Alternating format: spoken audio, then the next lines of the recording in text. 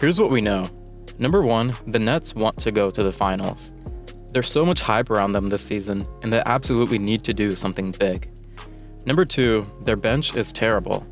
Having a big three is great, but lacking depth on the bench is a huge problem. And number 3, they don't have the money to just sign someone. They have to trade someone away to clear some financial space before they can sign a contract. Someone has to go, and it's going to be Spencer Dinwiddie. I will explain all of this and more in today's video.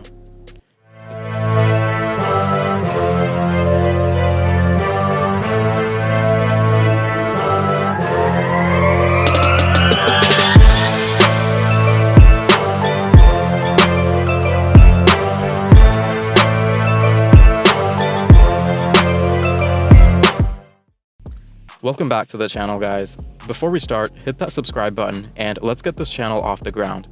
All of your support is greatly appreciated. Let's get started. The Nets are probably trading Spencer Dinwiddie at any moment now before the trade deadline.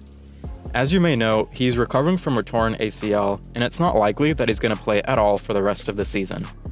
On top of that, he also has a $12 million player option for next year, so it's safe to assume that whichever team picks him up most likely wants him around for more than just 1 year. So far, the frontrunners for the trade are the Detroit Pistons, mainly because they have the cap space to sign him. You may think it's a little weird to sign a player who currently has a torn ACL, but you have to remember that almost every player will make a complete recovery after an ACL injury. The only exception is if you are a player with extreme athleticism and explosiveness. If that's the case, then you may not get back to your full self, and the most recent example of this is Derrick Rose. But for the vast majority of players, you can expect them to pretty much be back to where they were before the injury. Now, I didn't know of Spencer Dinwiddie before the NBA, but apparently he had a torn ACL in his other leg in college. I'm not sure how good he was in college, but we can assume that he made a very good recovery since he's been one of the best players for the Nets ever since he joined. Even when Kyrie Irving was out due to injury, Spencer started in 49 games, and he actually averaged 21 points and 7 assists for that stretch. So we know for a fact that he's going to be very efficient for whatever team signs him next. You may also be wondering, if he's this good, then why don't the Nets just keep him? Well, to answer your question, the Nets are expected to go very far this season. They're expected to go to the NBA Finals as well. But when you have a really good big three and not much depth off the bench, this team can stop way short of their goal and end up having a disappointing season.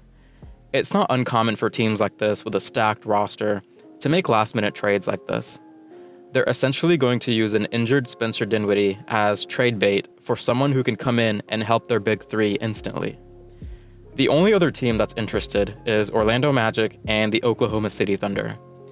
As far as the Pistons and Magic, they're both in a rebuilding phase, and they both also have a lot of big men, and they can get rid of some to make a little bit of space and bring someone like Spencer on who can score. So be sure to keep an eye out on the trade deadline. I personally see Detroit making this move, but it could be any team, honestly. I'm interested to see how the Nets go about this trade, since they're definitely aiming for a championship, and upgrading their bench will go a long way in achieving this goal. Where do you think he's headed? Let me know in the comments. Anyways, that wraps up today's topic. Thank you all so much for watching. If you enjoyed my video, then click that subscribe button, and I'll see you guys next week. Bye.